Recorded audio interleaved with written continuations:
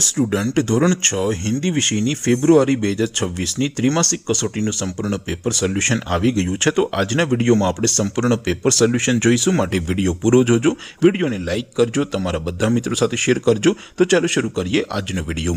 દોસ્તો, ધોરણ 6 હિન્દી વિષયની ફેબ્રુઆરી 2026ની ત્રિમાસિક કસોટીનું સંપૂર્ણ પેપર સોલ્યુશન પીડીએફ ફોર્મેટમાં ડાઉનલોડ કરવા માટેની લિંક આ વિડીયોના ડિસ્ક્રિપ્શનમાં આપેલી છે।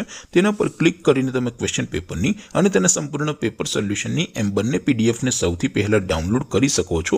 અથવા તો દોસ્તો, પેપર સોલ્યુશનની પીડીએફ ડાઉનલોડ કરવા માટે તમારે ગૂગલ ઉપર સર્ચ કરવાનું છે www.mygkguru.in।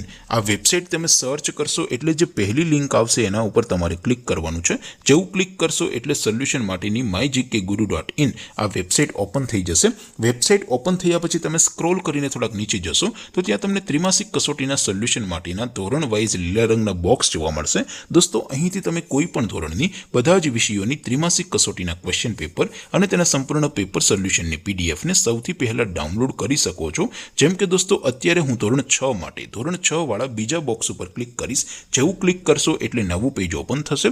નવું પેજ ઓપન થાય એમાં તમે થોડાક નીચે જશો તો ત્યાં તમને ધોરણ 6 પેપર સોલ્યુશન 2026નું એક બોક્સ જોવા મળશે, જેમાં દોસ્તો નીચે લખેલું છે ધોરણ 6 હિન્દી પેપર। તેની સામે ડાઉનલોડ બટન છે, તો એ ડાઉનલોડ ઉપર ક્લિક કરશો તો ધોરણ 6 હિન્દી વિષયની ત્રિમાસિક કસોટીનું ક્વેશ્ચન પેપર પીડીએફ ફોર્મેટમાં ડાઉનલોડ થઈ જશે। તેની નીચે લખેલું છે ધોરણ 6 હિન્દી સોલ્યુશન। તેની સામે પણ ડાઉનલોડ બટન છે, તો એ ડાઉનલોડ ઉપર ક્લિક કરશો તો ધોરણ 6 હિન્દી વિષયની ત્રિમાસિક કસોટીનું સંપૂર્ણ પેપર સોલ્યુશન પીડીએફ ફોર્મેટમાં ડાઉનલોડ થઈ જશે। તો દોસ્તો, આવી રીતે તમે ધોરણ 6ના બધા વિષયોની ત્રિમાસિક કસોટીના ક્વેશ્ચન પેપર અને તેના સંપૂર્ણ પેપર સોલ્યુશનની પીડીએફને www.mygkguru.in આ વેબસાઇટ પરથી ડાઉનલોડ કરી શકો છો।